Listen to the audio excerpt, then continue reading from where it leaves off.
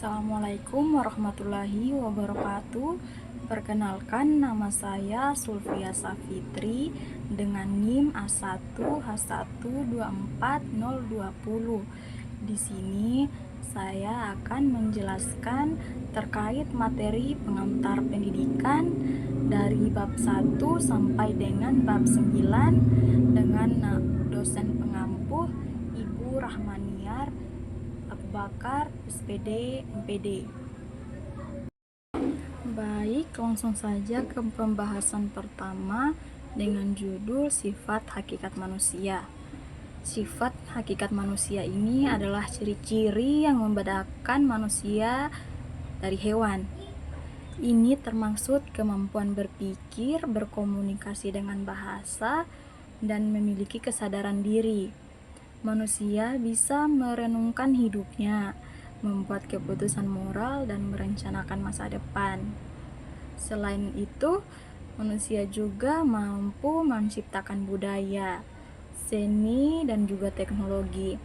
Mereka bisa menjalin hubungan sosial yang kompleks dan bekerja sama untuk mencapai tujuan singkatnya. Sifat hakikat manusia ini mencangkup kemampuan berpikir, berempati, dan berinteraksi yang membuat manusia itu unik. Poin yang kedua adalah wujud sifat hakikat manusia. Wujud sifat hakikat manusia ini dapat dilihat melalui beberapa aspek. Yang pertama adalah kemampuan menyadari diri. Dalam kemampuan menyadari diri ini, manusia bisa menyadari siapa mereka, apa yang mereka pikirkan, dan bagaimana perasaan mereka. Ini membantu mereka memahami diri sendiri dan juga tujuan hidup. Yang kedua adalah kemampuan berinteraksi. Dalam kemampuan berinteraksi ini, manusia dapat berbicara dan berhubungan dengan orang lain. Mereka bisa berteman, berkeluarga, dan bekerja sama dalam masyarakat. Ketiga adalah pemilikan kata hati. Setiap orang memiliki suatu hati yang membantu mereka tahu mana yang baik dan mana yang buruk. Suara hati membantu dalam membuat keputusan. Keempat, ada moral. Moral ini dapat membantu manusia memahami nilai-nilai yang dianggap baik dan juga buruk. Mereka bisa menilai tindakan mereka berdasarkan norma yang ada di masyarakat. Selanjutnya ada kemampuan bertanggung jawab. Dalam kemampuan bertanggung jawab ini, itu manusia bisa bertanggung jawab atas apa yang mereka lakukan. Mereka menyadari bahwa setiap tindakan itu memiliki konsekuensi. Selanjutnya, rasa kebebasan. Manusia memiliki kebebasan untuk memilih jalan hidup mereka sendiri. Mereka bisa menentukan apa yang ingin mereka lakukan. Poin selanjutnya ada kesediaan melaksanakan kewajiban dan menyadari hak. Manusia tahu apa yang menjadi kewajiban mereka dalam masyarakat, seperti membantu orang lain, dan mereka juga tahu hak-hak yang mereka miliki. Yang terakhir, kemampuan menghayati kebahagiaan. Manusia bisa merasakan kebahagiaan dari berbagai hal, seperti mencapai pribadi atau hubungan baik dengan orang lain. Mereka mencari makna dan kepuasan dalam hidup. Dengan memahami sifat-sifat ini, kita bisa lebih menghargai apa yang membuat manusia itu unik dan berbeda dari makhluk lain. Baik, kita lanjut ke materi selanjutnya dengan judul dimensi-dimensi hakikat manusia serta potensi, keunikan, dan dinamikanya. Pertama, dengan poin dimensi keindividualan. Setiap orang itu unik. Kita semua punya kepribadian, bakat, dan cara berpikir yang berbeda. Misalnya, ada yang pandai menggambar, ada yang jago matematika, dan juga yang lainnya. Potensi di sini adalah kemampuan kita untuk mengembangkan diri dan mengejar impian kita masing-masing. Jadi, keunikan ini membuat kita bisa memberikan kontribusi yang berbeda-beda dalam masyarakat. Yang kedua, yaitu dimensi kesusilaan. Manusia itu adalah makhluk sosial. Artinya, kita tidak bisa hidup sendiri. Kita butuh orang lain untuk berinteraksi, berteman, dan juga bekerja sama. Misalnya, kita butuh teman untuk bermain atau rekan kerja untuk menyelesaikan proyek. Potensi ini di dimensi ini adalah kemampuan kita untuk berkomunikasi dan membangun hubungan yang berbeda dalam berinteraksi, dan itu membuat hubungan sosial kita itu jadi beragam. Poin ketiga, kita masuk ke dimensi kesusilaan. Ini berkaitan dengan nilai-nilai moral, yaitu apa yang kita anggap baik dan juga buruk. Kita semua punya suara hati yang membantu kita membuat keputusan. Misalnya, kita tahu bahwa berbohong itu salah. Potensi di sini adalah kemampuan kita untuk bertindak sesuai dengan nilai-nilai yang kita percayai. Setiap orang bisa punya pandangan moral yang berbeda, tergantung pada latar belakang dan pengalaman hidup mereka. Dimensi selanjutnya adalah dimensi keberagaman. Manusia berasal dari berbagai latar belakang, budaya, dan tradisi. Misalnya, ada yang berasal dari suku yang berbeda, berbicara bahasa yang berbeda, atau merayakan hari besar yang berbeda. Keberagaman ini membuat masyarakat kita kaya.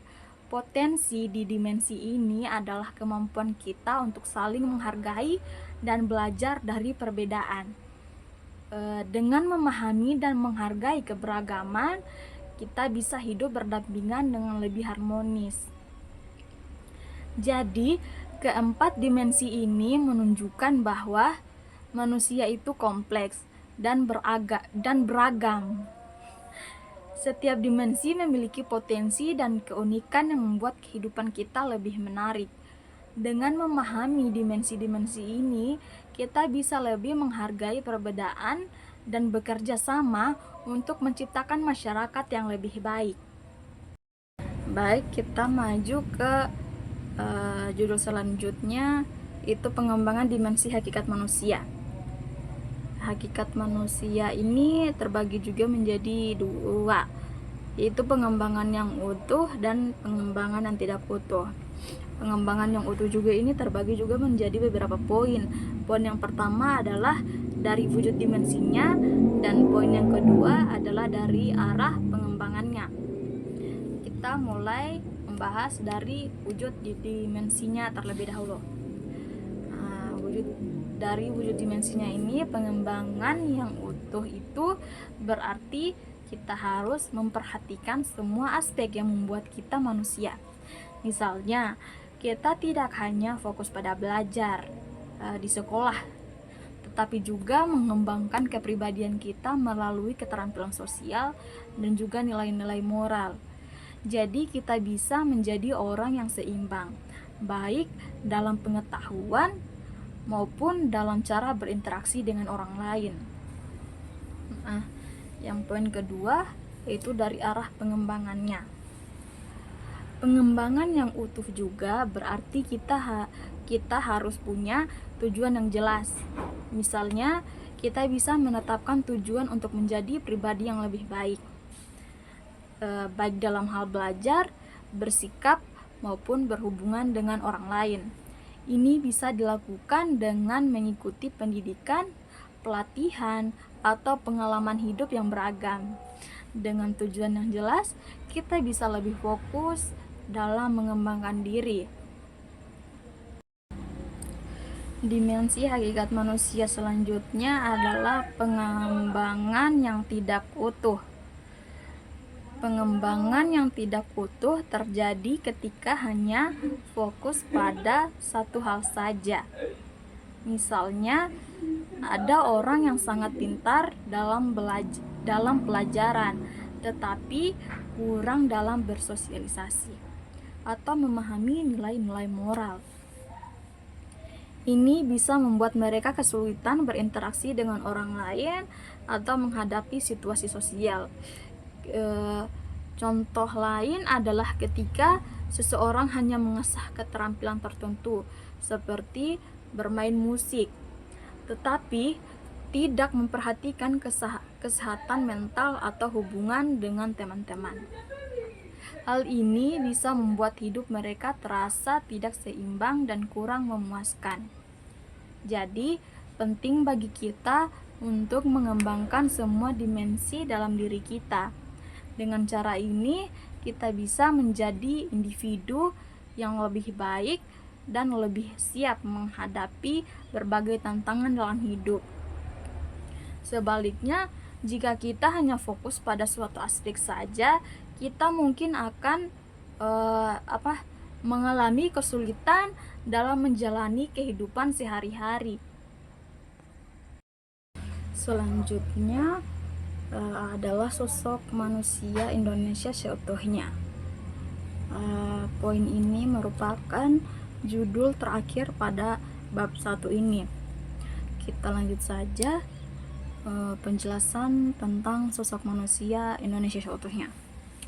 Sosok manusia Indonesia seutuhnya itu adalah gambaran ideal tentang bagaimana seharusnya seorang manusia Indonesia. Ini mencangkup berbagai aspek yang penting dalam kehidupan kita.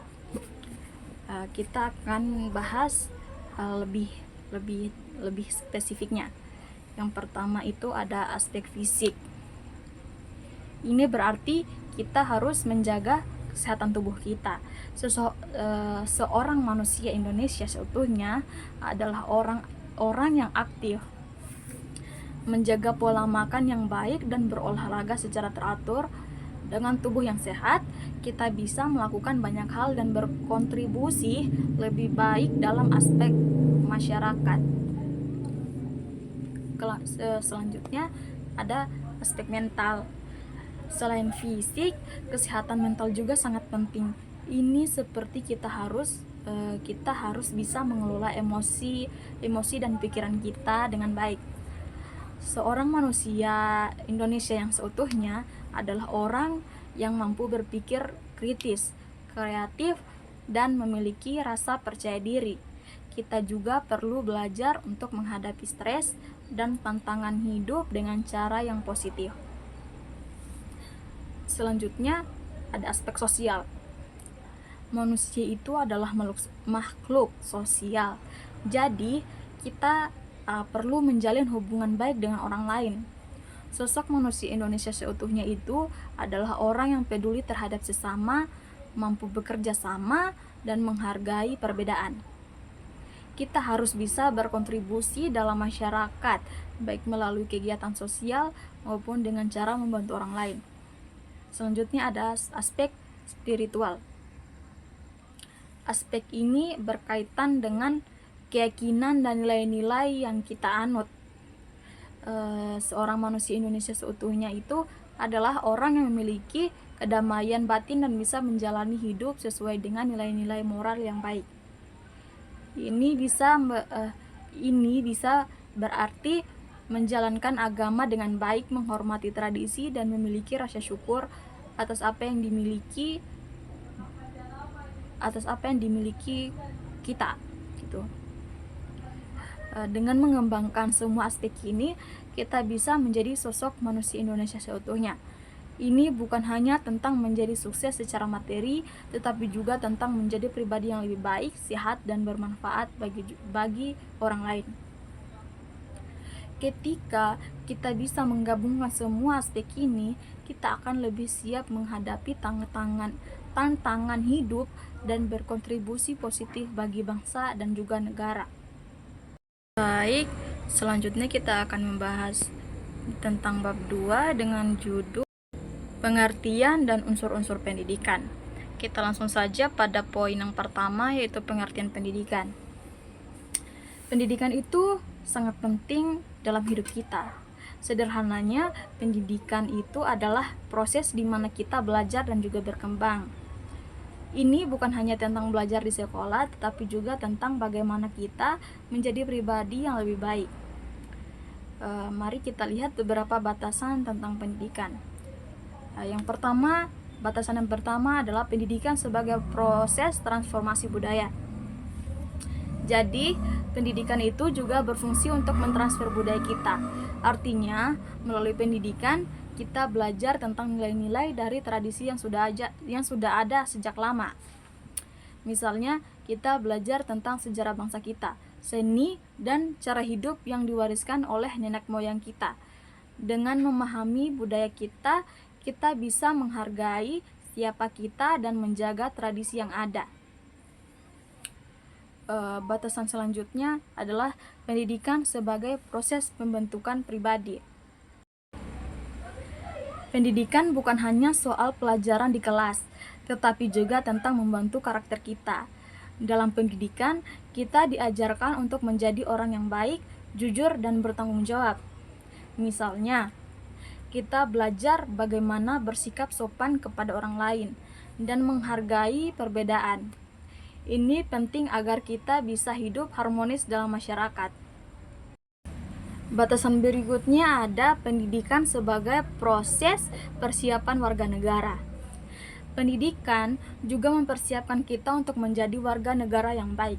Kita belajar tentang hak dan kewajiban kita sebagai anggota masyarakat. Misalnya, kita diajarkan untuk menghormati hukum, berpartisipasi dalam pemilu, dan menjaga kerukunan dengan tetangga.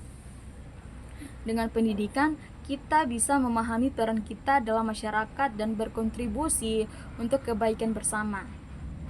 Selanjutnya ada pendidikan sebagai penyiapan tenaga kerja. Selain itu, pendidikan juga membantu kita siap untuk bekerja. Ini berarti kita belajar keterampilan dan pengetahuan yang dibutuhkan di dunia kerja. Misalnya, pendidikan vokasi mengajarkan kita keterampilan praktis yang bisa langsung digunakan di lapangan kerja. Dengan pendidikan yang tepat, kita bisa lebih mudah mendapatkan pekerjaan dan berkontribusi pada perekonomian. Selanjutnya ada definisi pendidikan menurut GBHN. GBHN adalah garis-garis besar haluan negara. Di Indonesia ada yang namanya GBHN yang mendefinisikan pendidikan sebagai usaha untuk mengembangkan potensi manusia secara menyeluruh. Ini berarti pendidikan harus mencakup aspek pengetahuan, emosi, dan hubungan sosial. GBHN ini menekankan pentingnya menciptakan manusia yang berkualitas, beriman, dan bertanggung jawab, sehingga mereka bisa berkontribusi pada pembangunan bangsa dan negara. Kesimpulan dari penjelasan tadi adalah pendidikan itu sangat penting dalam hidup kita. Ini bukan hanya tentang belajar di sekolah, tetapi juga tentang bagaimana kita menjadi pribadi yang lebih baik, siap menjadi warga yang baik, dan siap menghadapi tantangan di dunia kerja. Dengan pendidikan yang baik, kita bisa menjadi individu yang lebih baik dan memberikan dampak positif bagi orang-orang di sekitar kita. Baik, kita lanjut ke poin berikutnya, yaitu tujuan dan proses pendidikan. Tujuan pendidikan itu sangat penting untuk kita pahami. Sederhananya, tujuan pendidikan adalah apa yang ingin kita capai melalui proses belajar itu. Berikut ini saya akan paparkan beberapa tujuan pendidikan. Yang pertama adalah mengembangkan potensi individu. Salah satu tujuan utama pendidikan adalah membantu setiap orang mengembangkan potensi yang ada di dalam diri mereka. Setiap orang memiliki bakat dan kemampuan yang berbeda-beda. Pendidikan membantu kita menemukan dan mengasah bakat tersebut sehingga kita bisa menjadi yang terbaik dalam bidang yang kita pilih. Yang kedua, membentuk karakter dan kepribadian. Pendidikan juga bertujuan untuk membentuk karakter dan kepribadian yang baik. Kita diajarkan nilai-nilai seperti kejujuran, disiplin, dan tanggung jawab. Dengan memiliki karakter yang baik, kita bisa berinteraksi dengan orang lain dengan lebih baik dan menjadi anggota masyarakat yang positif. Selanjutnya, mempersiapkan warga negara yang baik. Pendidikan bertujuan untuk mempersiapkan kita menjadi warga negara yang baik. Ini berarti kita belajar tentang hak dan kewajiban kita sebagai anggota masyarakat. Kita diajarkan untuk menghormati hukum, berpartisipasi dalam kegiatan sosial, dan menjaga kerukunan dengan sesama. Selanjutnya, menyiapkan tenaga kerja yang kompeten.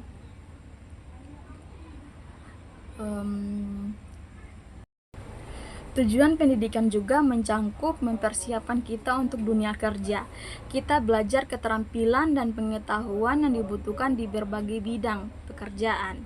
Dengan pendidikan yang tepat, kita bisa lebih siap untuk menghadapi tantangan di dunia kerja dan berkontribusi pada perekonomian. Kita lanjut ke pembahasan berikutnya, yaitu tentang proses pendidikan. Sekarang, mari kita bahas tentang proses pendidikan. Proses pendidikan adalah cara atau langkah-langkah yang diambil untuk mencapai tujuan pendidikan. Berikut ini saya akan paparkan beberapa langkah dalam proses pendidikan. Yang pertama ada pengajaran dan pembelajaran. Proses pendidikan dimulai dengan pengajaran, di mana guru atau pengajar menyampaikan materi kepada siswa. Siswa kemudian belajar dan memahami materi tersebut.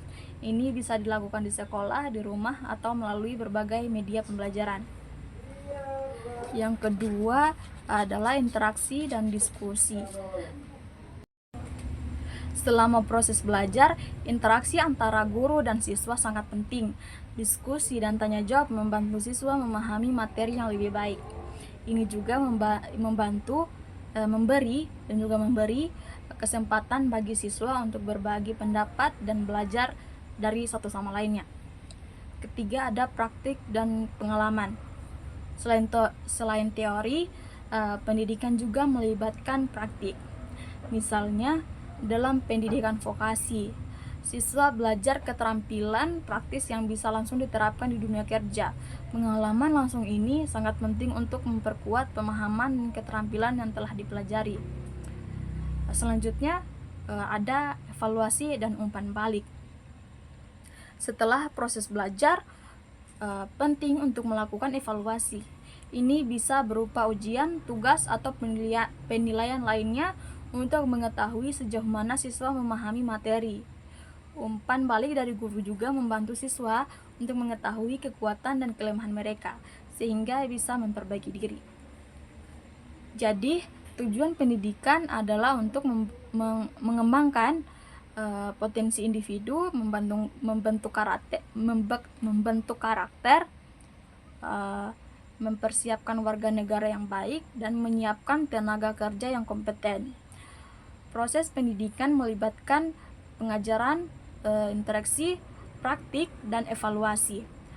Dengan memahami tujuan dan proses pendidikan, kita bisa lebih menghargai pentingnya pendidikan dalam kehidupan kita dan bagaimana kita bisa berkontribusi untuk mencapai tujuan tersebut. Baik, kita masuk pada materi ketiga, yaitu konsep pendidikan sepanjang hayat atau PSH.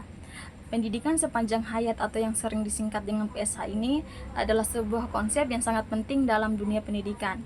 Sederhananya, PSH itu berarti bahwa proses belajar tidak hanya terjadi di sekolah atau di bangku kuliah, tetapi juga berlangsung terus-menerus sepanjang hidup kita. Untuk lebih memahami apa itu PSH, mari kita lihat lebih dalam tentang apa itu PSH dan mengapa PSH itu penting. Apa itu pendidikan sepanjang hayat? Pendidikan sepanjang hayat itu meliputi proses pembelajaran yang berkelanjutan. PSH adalah tentang belajar yang tidak pernah berhenti. Kita bisa terus belajar dan dari berbagai pengalaman, baik itu di tempat kerja, di rumah, atau dalam kehidupan sehari-hari. Misalnya, kita bisa belajar keterampilan baru saat bekerja, mengikuti kursus online, atau bahkan belajar dari pengalaman hidup dan interaksi dengan orang lain. Kedua, meningkatkan pengetahuan dan keterampilan. Tujuan utama dari PSH ini adalah untuk meningkatkan pengetahuan dan keterampilan kita dalam dunia yang terus berubah seperti yang sekarang ini. Penting bagi kita untuk selalu memperbarui pengetahuan dan keterampilan agar tetap relevan. Misalnya, jika kita bekerja di bidang teknologi, kita perlu terus belajar tentang perkembangan terbaru agar tidak ketinggalan apa yang semakin maju dipelajari. Ketiga, ada belajar dari berbagai sumber. Dalam PSH ini, kita bisa belajar dari berbagai sumber. Ini bisa berupa buku, kursus, seminar, atau bahkan pengalaman langsung di lapangan. Kita juga bisa belajar dari orang-orang di sekitar kita, seperti teman, keluarga, atau rekan kerja. Semua pengalaman ini berkontribusi pada pembelajaran kita. Selanjutnya, mendorong kemandirian dan kreativitas. PSH juga mendorong kita untuk menjadi lebih mandiri dalam belajar. Kita bisa menentukan apa yang ingin kita pelajari dan bagaimana cara kita belajar. Ini memberi kita kebebasan untuk mengekspresikan dan mengeksplorasi minat dan bakat kita. Selain itu, dengan terus belajar, kita juga bisa menjadi lebih kreatif dan memecahkan masalah dan menghadapi tantangan. Mengapa PSH itu penting? PSH itu penting karena menyesuaikan diri dengan perubahan. Di dunia yang terus berubah seperti sekarang ini, kita perlu bisa menyesuaikan diri dengan perubahan. Dengan pendidikan sepanjang hayat ini, kita bisa terus belajar dan beradaptasi dengan perkembangan baru, baik dalam pekerjaan maupun kehidupan sehari-hari. Kedua, meningkatkan kualitas hidup. Dengan terus belajar, kita bisa meningkatkan kualitas hidup kita. Pengetahuan dan keterampilan yang kita peroleh itu dapat membantu kita dalam karir,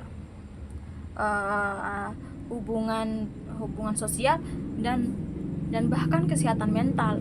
Semakin banyak kita belajar, semakin banyak juga peluang yang bisa kita ambil.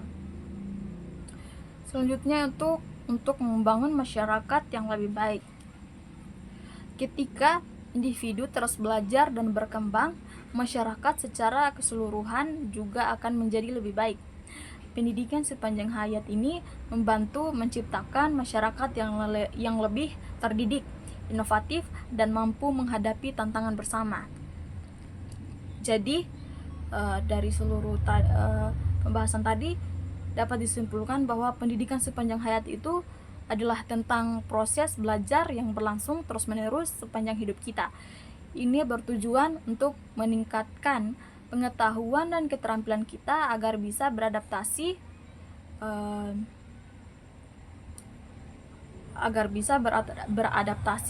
dengan perubahan dan meningkatkan kualitas hidup.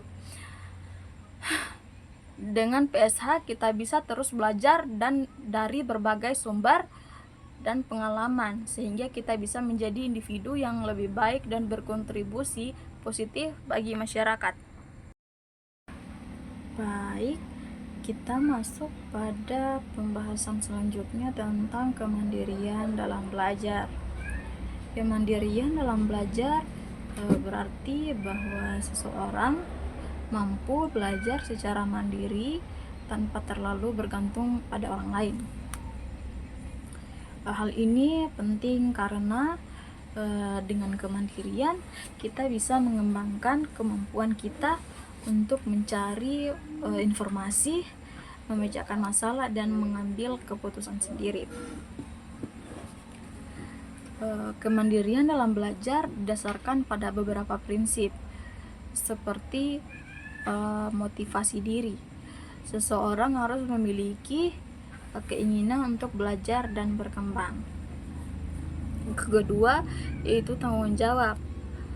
Seorang siswa harus bertanggung jawab atas proses belajar mereka sendiri. Ketiga, ada kreativitas. Ini mendorong siswa untuk berpikir kreatif dan menemukan cara baru dalam belajar. Kemandirian dalam belajar membantu kita menjadi lebih percaya diri dan siap menghadapi tantangan. Ini juga membuat kita lebih fleksibel dalam belajar, karena kita bisa memilih cara dan waktu yang paling sesuai untuk diri kita. Ini merupakan alasan yang menopang kemandirian dalam belajar. Materi selanjutnya bagian B adalah unsur-unsur pendidikan. Yang pertama adalah subjek yang dibimbing atau peserta didik. Ini adalah orang-orang yang sedang belajar, seperti siswa atau mahasiswa. Mereka ini adalah pusat dari proses pendidikan dan memiliki peran aktif dalam belajar. Kedua ada orang yang dibimbing atau pendidik.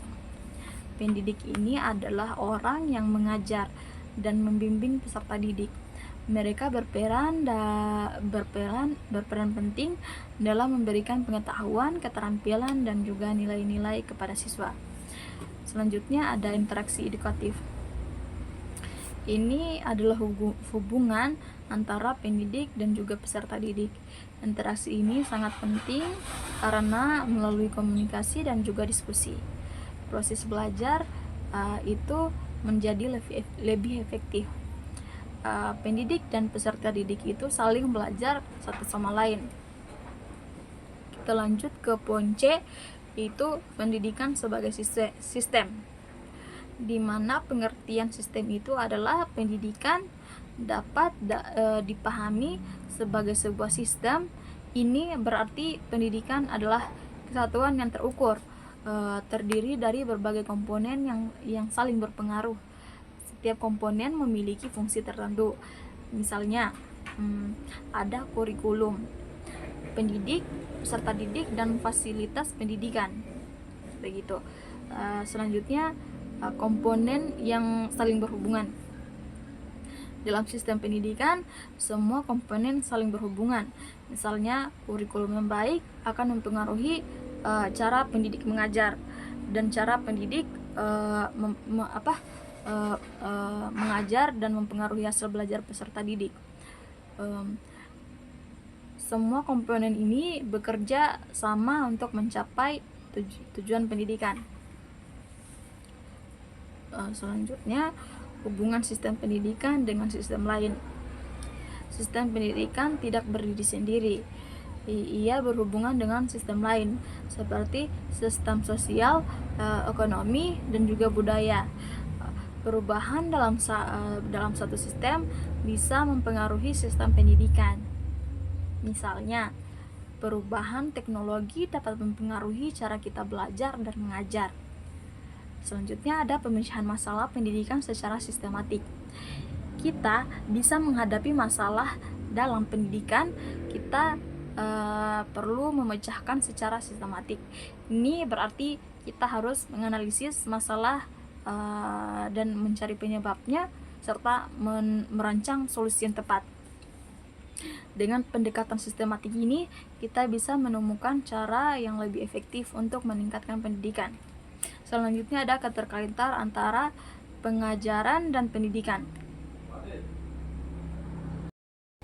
Pengajaran adalah bagian dari pendidikan, sementara pendidikan mencangkup keseluruhan proses belajar. Pengajaran lebih fokus pada metode dan teknik yang digunakan oleh pendidik untuk menyampaikan materi.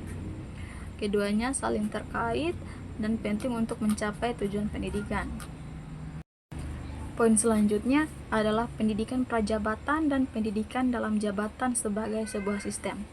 Pendidikan prajabatan adalah pendidikan yang diberikan sebelum seseorang memasuki dunia kerja, sedangkan pendidikan dalam jabatan adalah pendidikan yang diberikan setelah seseorang bekerja. Keduanya merupakan bagian dari sistem pendidikan yang saling melengkapi untuk mempersiapkan individu dalam karir mereka. Poin selanjutnya itu pendidikan formal, non-formal, dan informal sebagai sebuah sistem. Pendidikan formal adalah pendidikan yang terstruktur, seperti di sekolah dan juga universitas. Pendidikan non formal itu mencangkup kursus pelatihan yang tidak terikat pada kurikulum yang resmi. Pendidikan informal ini adalah pembelajaran yang terjadi dalam kehidupan sehari-hari, seperti belajar dari pengalaman. Ketiga jenis pendidikan ini saling melengkapi dan membentuk sistem pendidikan yang utuh. Jadi, kemandirian dalam belajar sangat penting untuk membantu kita menjadi pembelajaran aktif dan percaya diri. Unsur-unsur pendidikan seperti peserta didik, pendidik, dan interaksi edukatif itu sangat berperan penting dalam sebuah pendidikan. Baik, kita masuk pada bab 3 dengan judul Landasan dan Asas-asas Pendidikan serta penerapannya. Pada bagian A ada landasan pendidikan. Landasan pendidikan ini adalah dasar atau pijakan yang menjadi acuan dalam proses pendidikan. Ada beberapa landasan yang penting untuk kita pahami. Yang pertama ada landasan filosofis. Landasan ini berkaitan dengan pemikiran dan pandangan hidup kita yang mendasari pendidikan. Filosofi pendidikan membantu kita memahami tujuan dan makna pendidikan. Misalnya, ada filosofi yang menekankan pentingnya pengembangan karakter, sementara yang lain mungkin lebih fokus pada penguasaan ilmu pengetahuan. Dengan memahami landasan filosofis, kita bisa menentukan arah pendidikan yang sesuai. Kedua, ada landasan sosiologis. Landasan ini melihat pendidikan dari sudut pandang masyarakat. Pendidikan tidak bisa dipisahkan dari konteks sosial di mana ia berlangsung. Misalnya, nilai-nilai dan norma-norma yang ada dalam masyarakat akan mempengaruhi sistem pendidikan. Pendidikan juga berperan dalam membentuk masyarakat yang lebih baik dengan menanamkan nilai sosial yang positif. Ketiga, ada landasan kultural. Landasan kultural ini berkaitan dengan budaya yang ada dalam masyarakat. Setiap budaya memiliki nilai, tradisi, dan cara berpikir yang berbeda. Pendidikan harus mampu menghargai dan melestarikan budaya lokal, sambil juga membuka wawasan terhadap budaya lain. Dengan memahami landasan kultural, pendidik bisa menjadi lebih relevan dan bermakna bagi peserta didik. Selanjutnya ada landasan psikologis. Landasan ini berhubungan dengan aspek psikologi peserta didik.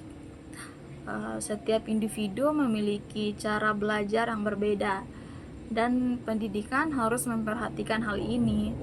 Misalnya, pemahaman tentang perkembangan kognitif dan emosional siswa akan membantu pendidik dalam merancang metode pengajaran yang sesuai. Dengan memahami landasan psikologis pendidikan bisa lebih efektif dan sesuai dengan kebutuhan siswa.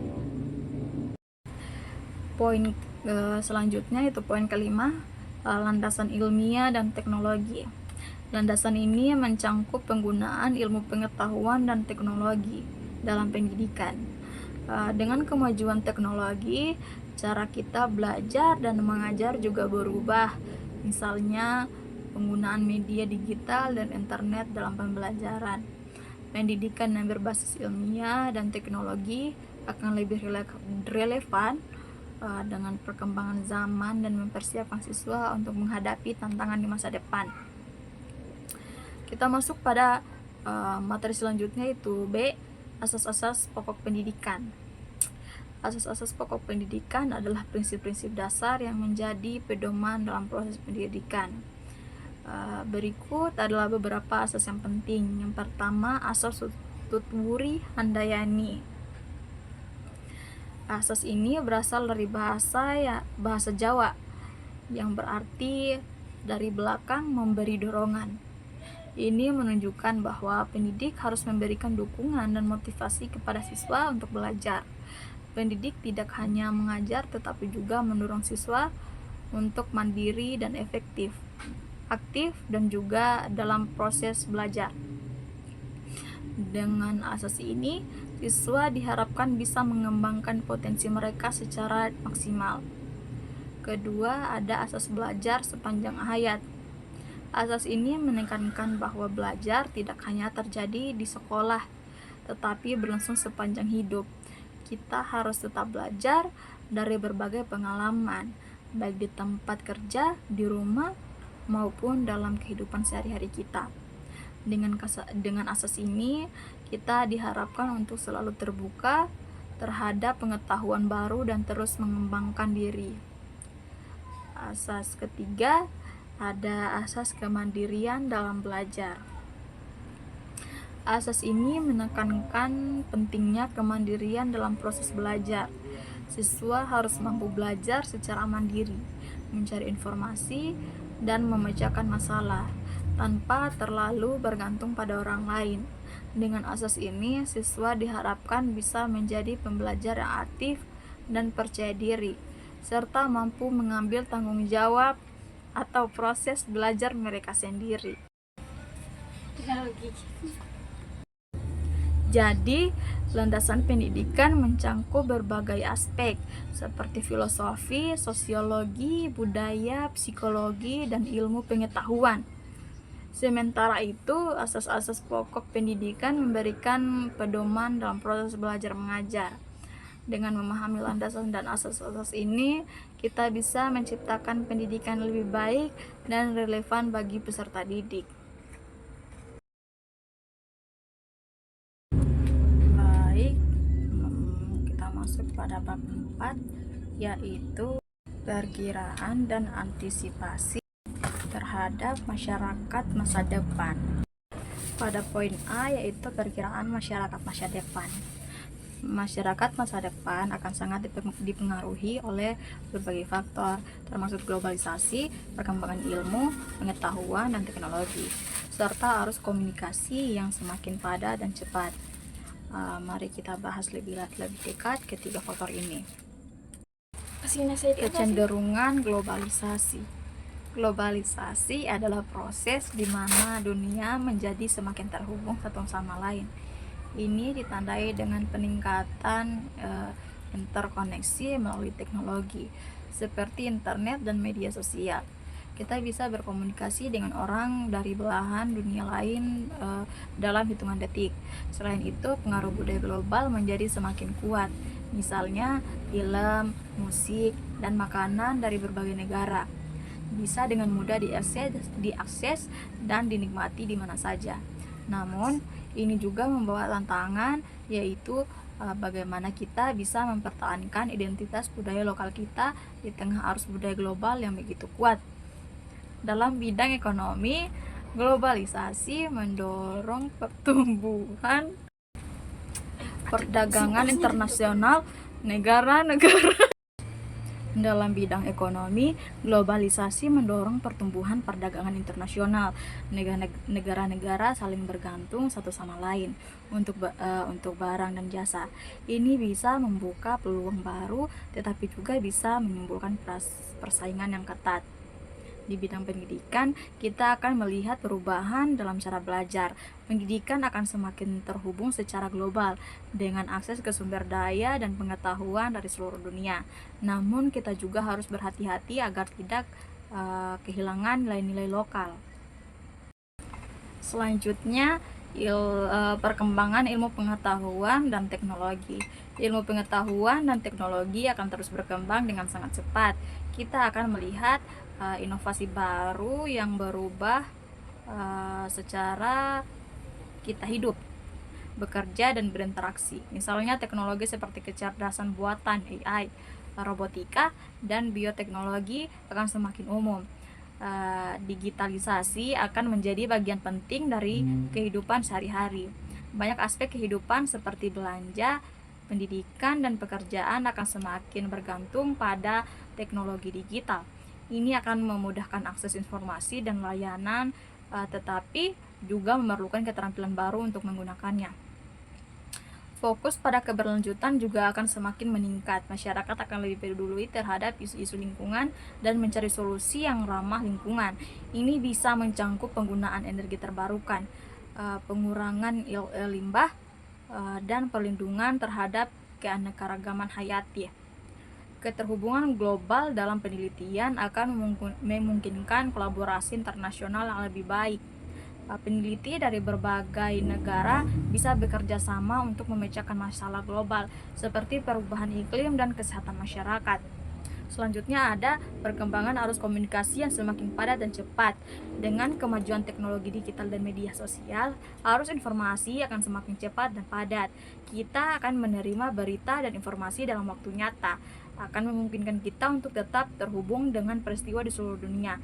Interaksi instan akan menjadi hal yang biasa. Kita bisa berkomunikasi dengan teman, keluarga, atau rekan kerja di mana saja dan kapan saja. Namun, ini juga menciptakan tantangan seperti kesulitan dalam menyaring informasi yang benar dan relevan di tengah banyaknya informasi yang tersedia. Selain itu, menjaga privasi akan menjadi isu terpenting. Dengan semakin banyaknya data yang dibagikan secara online, kita perlu lebih berhati-hati dalam melindungi informasi pribadi kita. Jadi, masyarakat masa depan akan dipengaruhi oleh globalisasi, perkembangan ilmu pengetahuan dan teknologi, serta arus komunikasi yang semakin cepat. Kita akan menghadapi banyak peluang dan tantangan baru. Penting bagi kita untuk bersiap menghadapi perubahan ini dengan cara yang positif, sambil tetap menghargai dan melestarikan nilai-nilai lokal kita. Dengan memahami tren ini,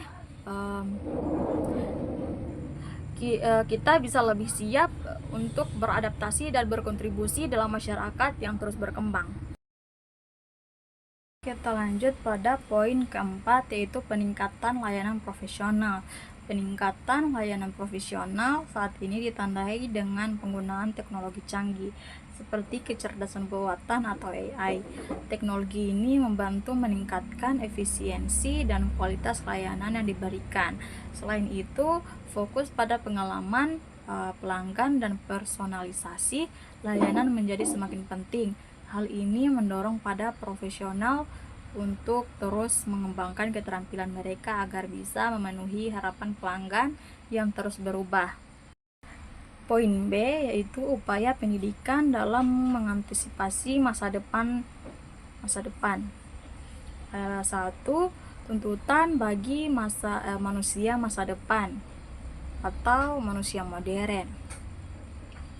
Pendidikan harus mempersiapkan manusia modern dengan mengembangkan keterampilan kreatif dan kreatif. Ini berarti siswa perlu diajarkan untuk berpikir secara analitis dan inovatif. Selain itu, penerapan teknologi dalam pembelajaran sangat penting agar siswa bisa beradaptasi dengan perkembangan zaman. Pendidikan juga harus menekankan pada karakter, seperti nilai-nilai etika dan tanggung jawab. Dengan cara ini, pendidikan dapat membantu siswa menjadi individu yang siap menghadapi tantangan di pasar kerja, mendorong inovasi, kolaborasi, dan kesadaran global. Poin kedua yaitu upaya mengantisipasi masa depan. Ini juga terbagi menjadi 3. Yang pertama, perubahan nilai dan kedua, perkembangan kebudayaan, dan ketiga, pengembangan sarana pendidikan. Perubahan nilai dan sikap. Pendidikan perlu mengajarkan nilai-nilai yang relevan dengan perubahan zaman, seperti toleransi, keberagaman, dan kepedulian terhadap lingkungan. Yang kedua, pengembangan kebudayaan. Pendidikan harus melestarikan dan mengembangkan kebudayaan lokal serta membuka wawasan terhadap budaya global. Ketiga, pengembangan sarana pendidikan. Sarana dan prasarana pendidikan perlu ditingkatkan, termaksud penggunaan teknologi modern agar proses belajar mengajar menjadi lebih efektif dan juga menarik. Secara keseluruhan, peningkatan layanan profesional dan upaya pendidikan yang adaptif sangat penting untuk menghadapi masa depan. Dengan memanfaatkan teknologi dan mengembangkan keterampilan yang relevan, kita bisa mempersiapkan diri untuk tantangan yang akan datang. Sekarang kita masuk pada bab 5 dengan judul pengertian, fungsi, dan jenis lingkungan pendidikan. Pada poin A, yaitu pengertian dan fungsi lingkungan pendidikan. Lingkungan pendidikan mencakup semua kondisi yang mempengaruhi pembelajaran dan perkembangan peserta didik.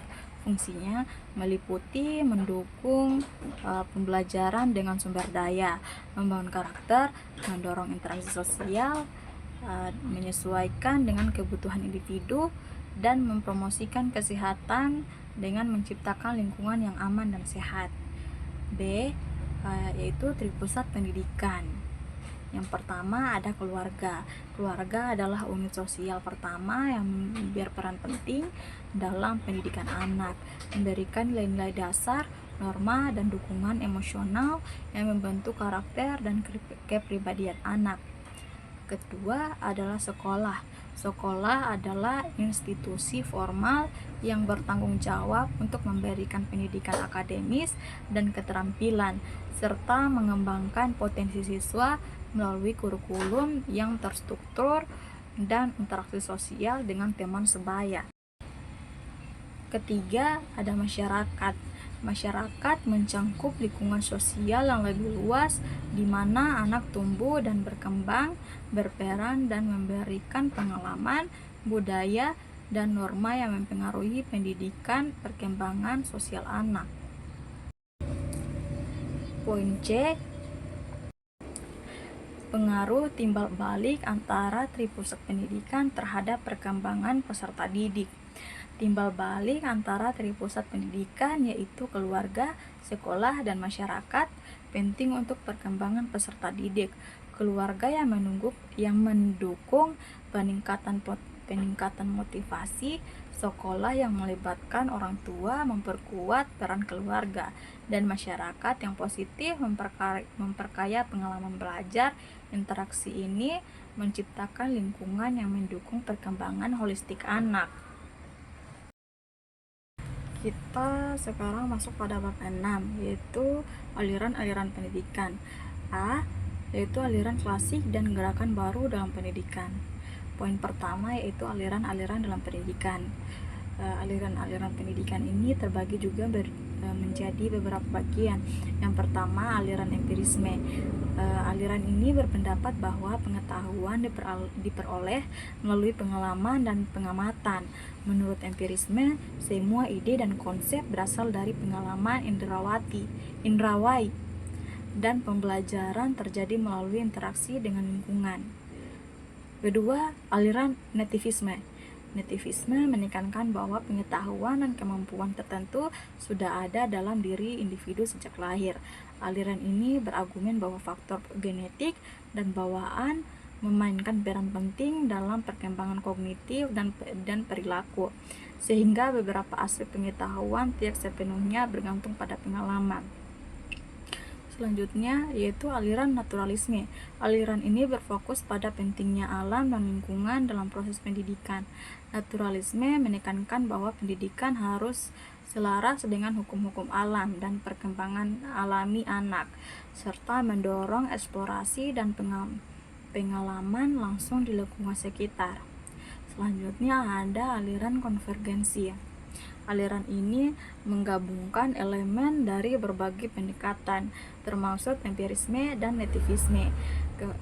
Konvergensi berpendapat bahwa perkembangan individu dipengaruhi oleh interaksi antara faktor bawaan dan pengalaman, sehingga pengetahuan dan keterampilan diperoleh melalui kombinasi keduanya. 2, yaitu gerakan baru dalam pendidikan. Gerakan baru dalam pendidikan berfokus pada pengembangan individu secara holistik dan pembelajaran aktif. Pendekatan ini menekankan pengalaman belajar partisipatif, kurikulum fleksibel, serta metode pengajaran beragam seperti pembelajaran berbasis proyek. Selain itu, gerakan ini juga mengutamakan keterampilan sosial, emosional, dan kreativitas siswa, menciptakan lingkungan belajar yang inklusif dan responsif. Baik, Sekarang kita akan membahas bab 7 dengan judul permasalahan pendidikan. Bagian A yaitu permasalahan pokok pendidikan dan penanggulangannya. Pada dasarnya ada dua masalah pokok yang dihadapi oleh dunia pendidikan di tanah air dewasa kita ini, yaitu bagaimana semua warga negara dapat menikmati kesempatan pendidikan, dan juga bagaimana pendidikan dapat membekali peserta didik dengan keterampilan kerja yang mantap untuk dapat terjun ke kancah kehidupan bermasyarakat. Saya akan menjelaskan dari yang pertama, yaitu kesempatan pendidikan untuk semua warga negara. Tantangan utama adalah memastikan semua warga negara, termasuk yang berada di daerah terpencil dan kurang mampu, dapat mengakses pendidikan. Ini memerlukan peningkatan infrastruktur, bantuan keuangan, dan program yang mendukung akses pendidikan. Selanjutnya, untuk membekali peserta didik dengan keterampilan kerja. Ini pendidikan harus fokus pada pengembangan keterampilan praktis dan soft skill agar lulusan siap menghadapi dunia kerja. Kolaborasi antara sekolah dan industri perlu ditingkatkan agar kurikulum sesuai dengan kebutuhan pasar. Kita masuk pada poin B, jenis permasalahan pokok pendidikan. Poin pertama yaitu masalah pemerataan pendidikan. Ini meliputi akses yang tidak merata. Banyak daerah, terutama di Indonesia Timur, masih kesulitan dalam mengakses pendidikan yang berkualitas. Yang kedua itu karena kesenjangan antara kota dan desa. Terdapat perbedaan signifikan dalam kualitas pendidikan antara daerah perkotaan dan pedesaan. Jenis permasalahan selanjutnya adalah masalah mutu pendidikan. Itu karena kualitas guru. Banyak guru yang belum memiliki kualifikasi yang memadai, yang berdampak pada proses belajar mengajar, serta fasilitas dan sarana. Sekolah di banyak daerah masih kekurangan fasilitas yang memadai untuk mendukung pembelajaran yang efektif. Masalah yang ketiga itu adalah masalah relevansi pendidikan. Kesesuaian kurikulum pendidikan seringkali tidak sesuai dengan kebutuhan industri dan perkembangan zaman. Yang kedua itu karena keterampilan lulusan. Banyak lulusan yang tidak memiliki keterampilan yang dibutuhkan di pasar kerja, sehingga sulit untuk mendapatkan pekerjaan. Kita masuk ke poin C, yaitu saling berkaitan antara masalah-masalah pendidikan. Keempat masalah pendidikan sebelumnya dapat dibedakan satu sama lain, namun dalam kenyataan pelaksanaan pendidikan di lapangan, masalah-masalah tersebut saling berkaitan.